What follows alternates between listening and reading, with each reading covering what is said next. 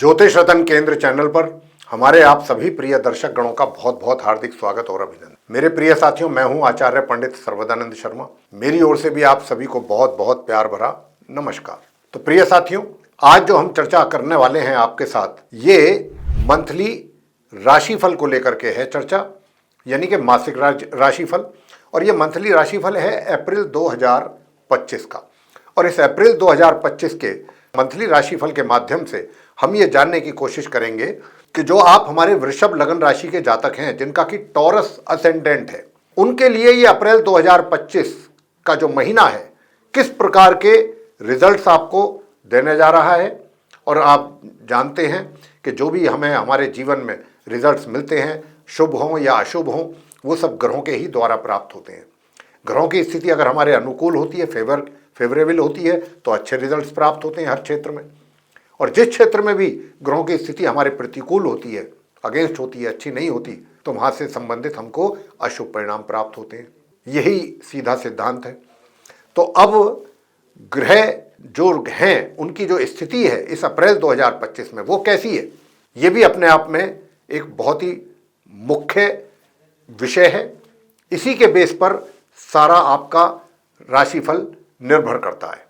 तो ठीक हमारे पीछे स्क्रीन पर एक चार्ट डिस्प्ले होता हुआ आप देख पा रहे होंगे, और ये चार्ट है आप वृषभ लगन राशि के जातकों का। जी हाँ, जिनका कि टॉरस असेंडेंट है। और इस चार्ट में हमने ग्रहों की स्थिति को बहुत स्पष्ट रूप से दर्शाया है, कौन सा ग्रह किस ग्रह के साथ अपने संबंध बना करके किस राशि में, किस हाउस में बैठा हुआ है। लेकिन इनमें से ही ऐसे भी कुछ ग्रह होंगे कि जो इस अप्रैल के महीने में अपना राशि का परिवर्तन करेंगे, एक राशि से निकल करके दूसरी राशि में जाएंगे, एक घर से निकल करके दूसरे घर में जाएंगे। और जैसे ही कोई राशि परिवर्तन करता है ग्रह अपना, उसके परिणाम भी उसी के अनुसार बदल जाते हैं। जैसी ग्रह की स्थिति होती है और जिस घर में वो जाता है, जिस राशि में वो जाता है, उसी के अनुसार उसके प्रभाव देखने में आते हैं जातकों के जीवन में। तो साथियों, ये जो हम आपसे ग्रहों की चर्चा कर रहे हैं, सिर्फ इसीलिए ही कर रहे हैं। हालांकि हमारे बहुत से मित्र ऐसे हैं जो कमेंट बॉक्स में ये कहते हैं कि जी हमको इसकी जानकारी की आवश्यकता नहीं है। बिल्कुल नहीं है, ठीक है, अच्छा है। लेकिन बहुत से हमारे ऐसे भी हैं जातक जो ये कहा करते हैं, जोर दे करके बोलते हैं कि आप ग्रहों की जानकारी देते हैं, वो हमारे लिए बहुत अच्छी रहती है, उससे हमको काफ़ी आइडिया मिलता है। तो इसलिए हमको तो सबका देखना पड़ता है।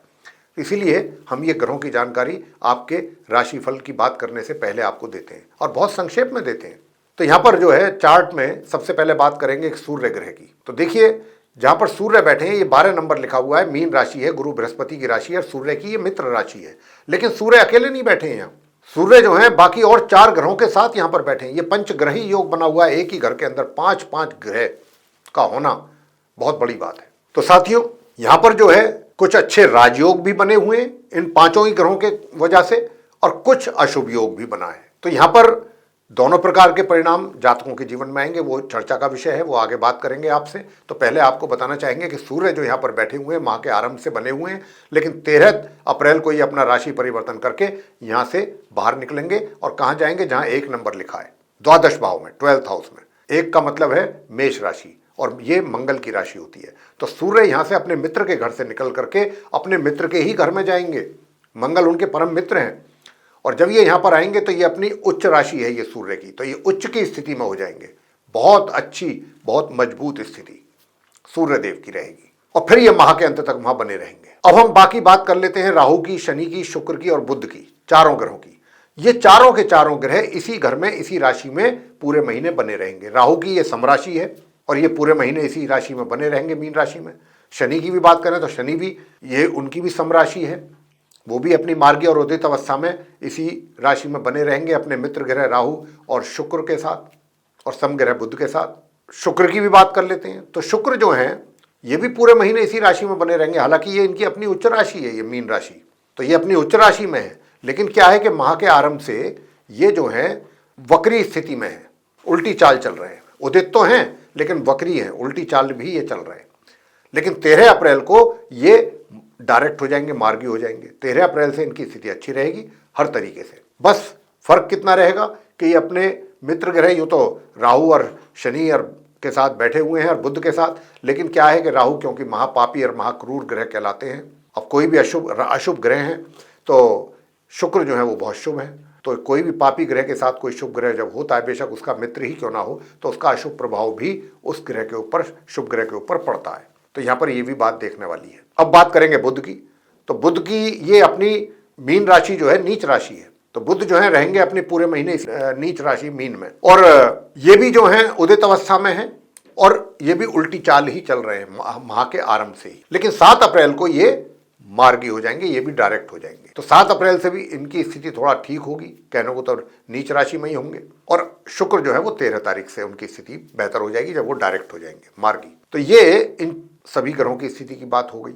अब बात करेंगे बृहस्पति की। बृहस्पति जो है जहाँ 2 नंबर लिखा है, ये वृषभ राशि है, लगन भाव है, वहाँ पर बृहस्पति बैठे हुए हैं अपनी शत्रु राशि में, शुक्र की राशि में, मार्गी और उदित अवस्था में, और पूरे महीने ये ऐसे ही बने रहेंगे यहाँ। आगे बात करते हैं मंगल ग्रह की। अभी मंगल ग्रह को आप वहाँ पर बैठे हुए देख रहे हैं जहाँ पर 4 नंबर लिखा है। 4 का मतलब है कर्क राशि, चंद्रमा की राशि। तो ये मंगल जो है यहाँ पर आएंगे 2 अप्रैल को। 1 तारीख से लेके 1 अप्रैल से 2 अप्रैल तक ये रहेंगे जहाँ पर 3 नंबर लिखा हुआ है मिथुन राशि में, जो इनकी शत्रु राशि है, सेकंड हाउस में। और वहां से फिर ये मार्गी और उदित अवस्था में निकल करके 2 अप्रैल को यहाँ पर आएंगे अपनी नीच राशि कर्क में। जी हाँ, और जब ये यहाँ पर आएंगे अपनी नीच राशि कर्क में, तो पूरे महीने ये इसी प्रकार अपनी इस नीच राशि में मार्गी और उदित अवस्था में बने रहेंगे। मंगल जैसा इतना बड़ा ग्रह नीच राशि में, नीच की अवस्था में रहेंगे ये पूरे महीने, तो ये थोड़ा सा जातकों के लिए अच्छा शुभ संकेत नहीं है मंगल की ओर से। वो भी चर्चा का विषय है, आगे बात करेंगे आपसे। आगे बात करते हैं अंत में केतु को लेकर के। केतु जो है जहाँ पर 6 नंबर लिखा है, ये बुध की राशि है कन्या, और केतु की सम राशि है और पंचम भाव है, और केतु भी अपनी इस सम राशि में पूरे महीने इसी प्रकार बने रहेंगे। तो अब ये बात हुई वृषभ लगन राशि के जातकों के लिए ग्रहों की स्थिति की, जो गोचर में रहने वाली है अप्रैल 2025 में। इसी के आधार पर अब हम आपसे बात करेंगे कि भाई आपको अलग अलग क्षेत्रों में इन ग्रहों की स्थिति के आधार पर किस प्रकार के परिणाम प्राप्त होने जा रहे हैं, और जहां पर नकारात्मक परिणामों की बात होती है या होगी, उसके लिए उपाय बहुत सरल, आसान, अचूक उपाय अंत में आपको देंगे। उन उपायों को करके आप अपने अशुभ परिणामों को दूर कर सकते हैं, उनसे मुक्ति पा सकते हैं, और जो अशुभ ग्रह हैं उनसे शुभता प्राप्त कर पाएंगे, आप शुभ परिणाम प्राप्त कर पाएंगे। तो आइए सबसे पहले बात करते हैं आप वृषभ लगन राशि के जो जातक हैं उनके करियर को लेके, कि आप हमारे वृषभ लगन राशि के जातकों का करियर इस माह कैसा रहने वाला है। प्रिय साथियों, मैं आपसे बताना चाहूँगा, करियर इस पूरे अप्रैल के महीने में आपका बहुत अच्छा चलने वाला है। बहुत अच्छा राजयोग बना हुआ है शनि, शुक्र और बुध के साथ। तो यहाँ पर बहुत अच्छे परिणाम आपको आने वाले हैं, अच्छी सफलता प्राप्ति के योग बन रहे हैं अपने कार्य क्षेत्र में पूरे महीने वृषभ लगन राशि के जातकों के लिए। उन्नति के भी पूरे अच्छे यहाँ पर आपको अवसर प्राप्त होंगे, आगे बढ़ने के लिए अवसर प्राप्त होंगे, और अगर आप उन अवसरों को चूक जाते हैं तो ये कमी फिर आपकी होगी। ग्रहों का इशारा पूरी तरह से इस बात की ओर मिल रहा है कि आप अपने कार्य क्षेत्र में बहुत अच्छा परफॉर्म करेंगे और अपने कार्यों से सफलता अर्जित करेंगे और अग्रसर रहेंगे आगे की ओर, और सभी ओर आपका एक अच्छा प्रभाव अपने कार्यों को लेकर के बनेगा। तो ये महीना अप्रैल 2025 का वृषभ लगन राशि के जातकों के करियर के लिए बहुत ही अच्छा, बहुत पॉजिटिव मंथ रहेगा हर तरीके से।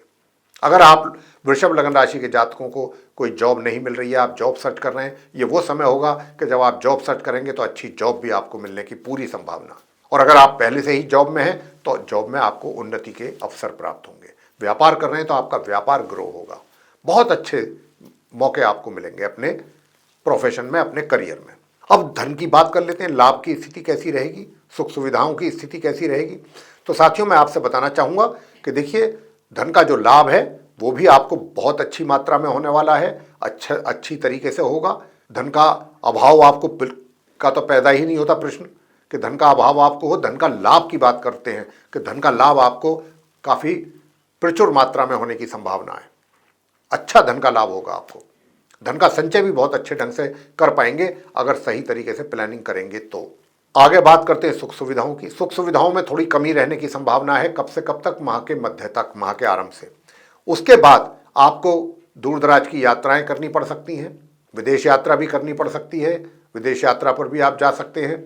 और जहां पर भी आप जाएंगे माह मध्य के उपरांत लंबी दूरी की यात्रा में, जो भी जहां पर भी आप करेंगे, उससे अच्छे परिणाम आपके लिए सामने निश्चित रूप से आएंगे। मगर अपने शत्रुओं से सावधान रहिएगा, वो आपको नुकसान पहुंचाने की कोशिश करेंगे पूरी तरह, उनसे बहुत सावधान रहने की आवश्यकता है। और अपने स्वास्थ्य का भी बहुत अत्यधिक ध्यान रखने की आवश्यकता है। जरा सी भी आपके द्वारा की गई लापरवाही आपको परेशानी में डाल सकती है स्वास्थ्य को लेकर के। तो यहां पर हम आपको सचेत करना चाहते हैं अपनी हेल्थ को लेकर, अपने विरोधियों को लेकर, उनसे सावधान रहिए। हाँ, जब आपका स्वास्थ्य प्रभावित होगा तो निश्चित रूप से आपका पराक्रम भी, उसमें भी कमी आएगी। परिश्रम आप नहीं कर पाएंगे उतना जितना होना चाहिए आपके द्वारा। भाग्य का सपोर्ट आपको मिलता रहेगा, अच्छा मिलेगा। और अपने पराक्रम को भी अच्छा बनाने के रखने के लिए, अपने एनर्जी लेवल को मेंटेन रखने के लिए, शत्रुओं से बचाव होने के लिए, अपने स्वास्थ्य को अच्छा बना के रखने के लिए वो सब उपाय हम आपको अंत में देने जा रहे हैं। अब बात कर लेते हैं प्रेम संबंधों की। तो प्रेम संबंध भी आपके बहुत अच्छे रहेंगे, चाहे आपके प्रेमी है या प्रेमिका है, जो भी है, जिसके साथ भी आपके संबंध चल रहे हैं, ये अच्छे ही रहेंगे और आप इसको एंजॉय भी समय समय पर करते रहेंगे। तो उसके लिए भी ये महीना अप्रैल का आपके लिए काफ़ी पॉजिटिव दिख रहा है। साथियों, अब आगे बात करेंगे कि पारिवारिक संबंध कैसे रहेंगे आप लोगों के, वृषभ लगन राशि के जातकों के। तो यहां पर कहीं ना कहीं फैमिली मेंबर्स के साथ भी अच्छे संबंधों में कुछ कमी के संकेत हैं और घर के बड़ों के साथ भी। लेकिन हमारा आपको यहां पर यही कहना है रहेगा कि आप अपने बड़ों का, अपने बुजुर्गों का सम्मान करें, आदर करें। वो भी अपने आप में एक बहुत बड़ा उपाय है। उनका निरादर बिल्कुल ना करें, उनको कोई अपशब्द ना अपने मुंह से निकालें, अन्यथा आपकी परेशानियां बढ़ेंगी। आप प्रॉब्लम्स को इनवाइट करोगे ऐसा करके। तो ऐसा करके कदम आप बिल्कुल ना करें, ऐसी गलती। साथियों, अब बात करते हैं एजुकेशन की। तो एजुकेशन में जो नॉर्मल एजुकेशन लेने वाले स्टूडेंट्स हैं, चाहे आप हायर स्टडीज करने वाले स्टूडेंट्स हैं, आपको मध्यम परिणामों की प्राप्ति के भी योग इस महीने बने हुए हैं अप्रैल 2025 में वृषभ लगन राशि के जातकों के लिए। और साथियों, वैवाहिक जीवन अच्छा रहेगा। पार्टनरशिप में भी कोई काम करेंगे तो उससे भी अच्छा, या कर रहे हैं तो पहले से इस महीने उसमें भी अच्छे रिजल्ट्स आएंगे। मैं कह सकता हूं कि कुल मिलाकर के ये महीना, अगर हम स्वास्थ्य को देखें और विरोधियों की, जैसे हमने बात की, पराक्रम और परिश्रम की बात की, या घर परिवार के सदस्यों की बात की, बस इन चीज़ों में थोड़ी कमी के संकेत हैं, नकारात्मक प्रभाव यहाँ पर दिख रहा है रिजल्ट्स। बाकी क्षेत्रों में तो आपके लिए बहुत अच्छे रिजल्ट्स आपको मिलने जा रहे हैं इस अप्रैल के महीने में। स्वास्थ्य की बात हम आपको बता ही चुके हैं। संतान की भी बात आपको बता दें कि देखिए, संतान के द्वारा माता पिता को भी अच्छे परिणाम प्राप्त होंगे। सेटिस्फैक्ट्री रिजल्ट्स माता पिता को, पेरेंट्स को उनके मिलने जा रहे हैं, उनकी अपनी संतान के द्वारा।